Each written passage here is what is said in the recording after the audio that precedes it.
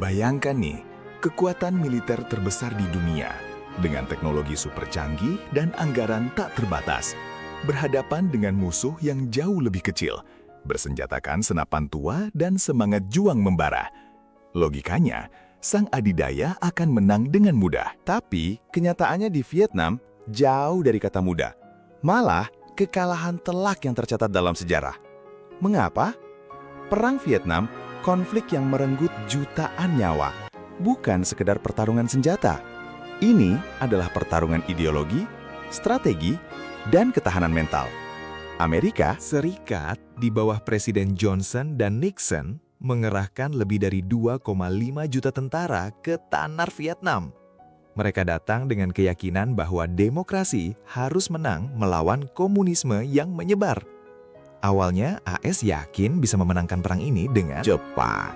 Mereka punya keunggulan udara yang masif, senjata modern, dan dukungan penuh dari sekutu NATO. Namun, setiap langkah maju mereka terasa seperti terperangkap dalam lumpur yang semakin dalam. Medan hutan lebat dan rawa-rawa Vietnam menjadi medan Pembantaian yang tak terlihat, pemandangan yang seharusnya menjadi keuntungan taktis, berubah menjadi jebakan mematikan bagi pasukan Amerika. Gerilya Vietcong yang memanfaatkan pengetahuan lokal dan jaringan terowongan bawah tanah yang luas menjadi duri dalam daging yang tak kunjung tercabut. Mereka bisa muncul dan menghilang tanpa jejak, membuat pasukan AS selalu dalam kewaspadaan tinggi. Namun, seringkali tanpa sasaran yang jelas. Serangan Tet pada Januari 1968, meskipun secara militer merupakan kekalahan besar bagi Viet Cong, justru menjadi pukulan telak bagi moral publik Amerika. Gambar-gambar brutal dari medan perang yang disiarkan ke televisi di rumah-rumah Amerika mulai menimbulkan keraguan dan kecaman. Apa yang sebenarnya terjadi di sana?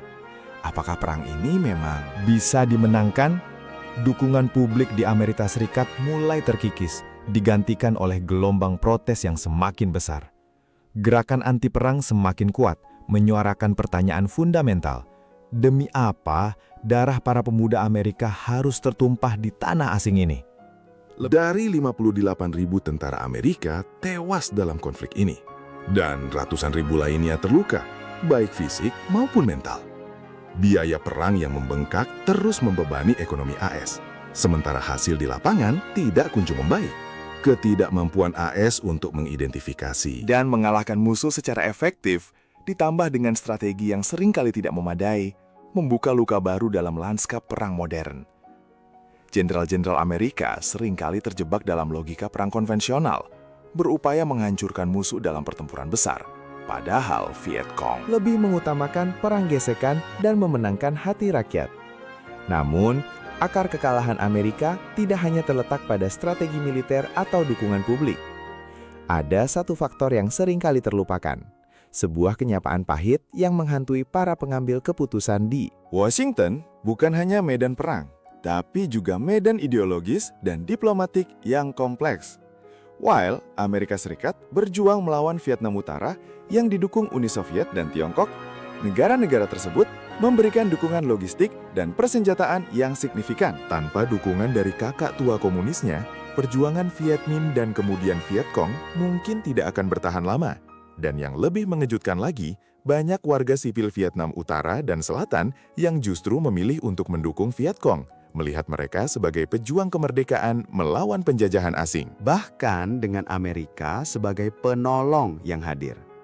Jadi pertanyaannya bukan hanya siapa yang punya senjata lebih canggih, tapi siapa yang berhasil memenangkan hati dan pikiran rakyat. Dalam hal ini, Amerika Serikat seringkali tersandung, fokus pada kekuatan. militer mengaburkan pentingnya pendekatan politik dan sosial yang lebih halus.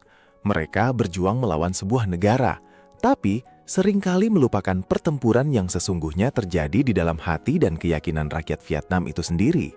Inilah gambaran mengapa sebuah negara adidaya bisa tersungkur di medan perang yang tak konvensional. Semoga ulasan ini membuka wawasanmu ya.